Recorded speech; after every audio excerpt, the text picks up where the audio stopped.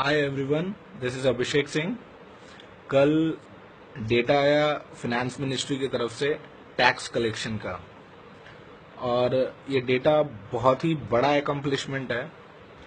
क्योंकि अगर आपको याद होगा कि आप 2013-14 में ये हमारा डिबेट और डिस्कशन अभी तक हाल फिलहाल तक भी सोशल मीडिया पे या कहीं पे भी आप जाओगे तो ये होता था कि इंडिया में बहुत कम लोग टैक्स देते हैं, और इंडिया के टैक्स से ही रोड बनते हैं, स्कूल बनते हैं, हॉस्पिटल बनते हैं, रेलवे बनती है, मेट्रोज बनते हैं, ब्रिजेस बनते हैं, तो डिफेंस को पैसा जाता है, पूरा बजट बनता है। तो इंडिया में जब इतने कम लोग टैक्स देंगे तो ये पैसा कैसे इंडियन गवर्नमेंट हम मिडिल क्लास पे ही बोझ क्यों आएगा, ये सवाल हमेशा होता था।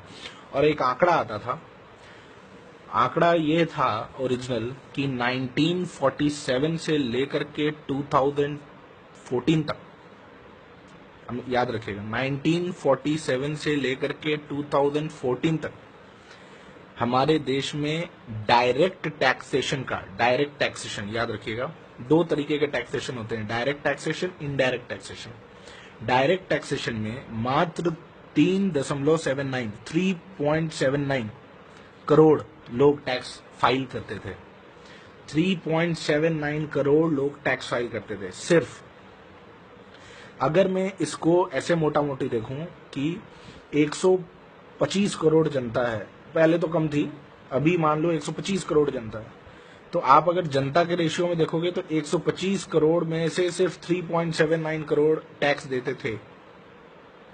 मगर ऐसा जैसे इंडिया में होता है कि परिवार में एक बंदा कमाता है और बहुत बच्चे लोग भी हैं, जो बहुत बूढ़े लोग भी हैं जो टैक्स नहीं पे करते हैं, तो उनको हटा दिया जाए पॉपुलेशन में से। तो आप अगर ऐसे देखेंगे कि फैमिली वाइज देखना ज्यादा अच्छा रहेगा, क्योंकि इसको आंकड़े को अगर आप पूरे पॉपुलेशन पे लगाएंगे तो गलत होगा analysis.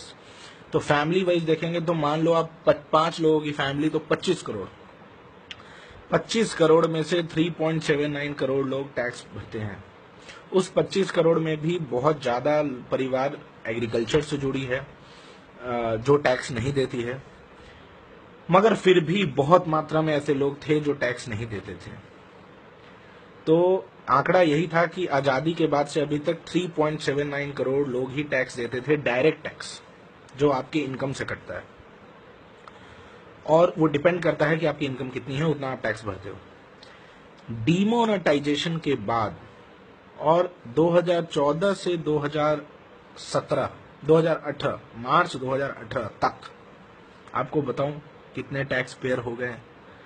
6.84 crore. And this is such a big accomplishment which you can not understand right now. 3.79 crore से 6.84 करोड़, ऑलमोस्ट डबल। मतलब अब हमारे टैक्स पेयर जो बेस है वो 6.84 करोड़ हो गया है, डबल हो गया है मात्र 4 साल में। मतलब जो 1947 से कांग्रेस ने और किसी की भी गवर्नमेंट रही उसने 2014 तक जो काम किया, जो टैक्स पेयर को टैक्सेशन में लाया, इकोनॉमी को फॉर्मल बनाया, वो सिर्फ 3.79 करोड़ था। 4 साल में ये उससे बढ़ के 6.84 करोड़ हो गया। और for the first time in history Indian government has collected 10 trillion rupees in the form of direct taxation। 10 trillion means 10 lakh crore रुपया टैक्सेशन से आया है, डायरेक्ट टैक्सेशन से, फॉर द फर्स्ट टाइम।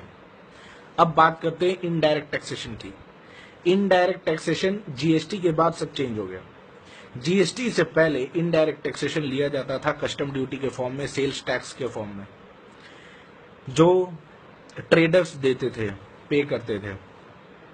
अब आपको एक आंकड़ा दूंगा जो फिर आप हंसी आ जाएगी कि जीएसटी से पहले जो टैक्सेशन फाइल होती थी उसमें ट्रेडर लोग की संख्या सिर्फ 65 से 70 लाख के बीच में होती थी। कितनी? 65 से 70 लाख के बीच में। और जीएसटी आने के बाद ये आंकड़ा अभी 1 करोड़ 10 लाख के अप्रॉक्स पहुंचने वाली है। 1 करोड़ को पार कर चुकी है, उसके बीच में डेसिमल में कहीं है। 1 करोड़ 10 लाख, मतलब कैन यू इमेजिन कि ये 40 लाख या 35-40 लाख ट्रेडर्स कहां से आ गए, या आप कह सकते हो कि ये 3 करोड़ डायरेक्ट टैक्सेशन वाले कहां से आ गए। ये कहीं से आए नहीं, ये पहले भी इंडिया में थे, टैक्स नहीं देते थे, अपना रिकॉर्ड, अपनी सेल, अपनी दुकानदारी बताते नहीं थे सरकार को। और अब जीएसटी आने के बाद और डिमोनेटाइजेशन होने के बाद जब सरकार ने पता लगाया कि कितने लोग हैं, डिमोनेटाइजेशन के बाद जब सारा पैसा आपका चला गया बैंक में और ट्रेसेबिलिटी हो गई, तो अब वो ईमानदारी से टैक्स दे रहे हैं और प्राउड फील कर रहे हैं। तो और मैं इन सबको 40 लाख ट्रेडर्स को और 3.5 करोड़ जो लोग नए जुड़े हैं डायरेक्ट टैक्सेशन में, उन सबको कॉन्ग्रेचुलेट करता हूं। You have taken a very good step to be a part of formal economy. India अब इनफॉर्मल इकोनॉमी से फॉर्मल इकोनॉमी की तरफ बहुत तेजी से बढ़ रहा है और हर साल 17% के ऊपर की ग्रोथ हो रही है डायरेक्ट टैक्सेशन के कलेक्शन में। तो पहली बार 10 लाख करोड़ के ऊपर गया है आंकड़ा, और ये बहुत बड़ी बात है। क्योंकि ये इसलिए बहुत बड़ी बात है क्योंकि इसके बाद जो बजट बनता है, जो आपके डेवलपमेंट का पैसा दिया जाता है, वो भी बहुत मल्टीप्लिकेशन में बढ़ता है। इसी डिमोनेटाइजेशन इसलिए किया गया था। डिमोनेटाइजेशन का और सब बेनिफिट है। डिमोनेटाइजेशन के बाद डायरेक्ट टैक्सेशन बढ़ा। डिमोनेटाइजेशन के बाद जो ट्रेस की गई हवाला कंपनियों में 3 लाख के ऊपर कंपनियों को डी रजिस्टर कर दिया गया। डी रजिस्टर कंपनी एक्ट के तहत डी रजिस्टर कर दिया गया, और 3 लाख के ऊपर कंपनियों को जो डी रजिस्टर किया गया उनमें से ज्यादातर कंपनियां अपनी एसेट को मांगने भी नहीं आई, क्योंकि एसेट मांगने आएगी तो सरकार उससे पूछेगी कि भाई ये पैसा कहां से आया और तुम करते क्या थे कंपनी में। हवाला कंपनियां थी ये सब। और ये 3 लाख कंपनियों को जो डी रजिस्टर किया और ये एसेट मांगने नहीं आए, ये एसेट का वर्थ 37,000 करोड़ है जो अब गवर्नमेंट के पास है। तो डिमोनेटाइजेशन का ये भी बेनिफिट हुआ। डिमोनेटाइजेशन का तीसरा ये बेनिफिट है बहुत बड़ा, आप लोग को पता भी नहीं होगा शायद से। जो आपका 1,000 का नोट बनता था पहले, वो लगभग 4.5 रुपए में बनता था। इसका मतलब 1,000 के नोट की मैन्युफैक्चरिंग 4.5 रुपए में होती थी। उसी तरीके से 500 की नोट कुछ 3 रुपए 75 पैसे के करीब इसकी वैल्यू थी।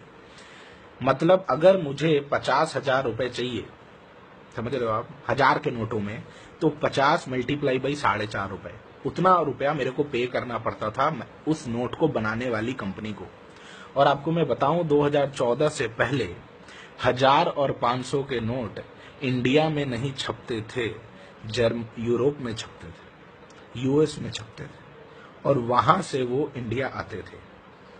1000 के नोट और 500 के नोट, उसके अलावा बाकी नोट इंडिया में छपते थे। मतलब 100 के, 50 के, 10 के, 20 के सिक्के, ये सब इंडिया में छपते थे। इंडिया की कैपेसिटी नहीं थी।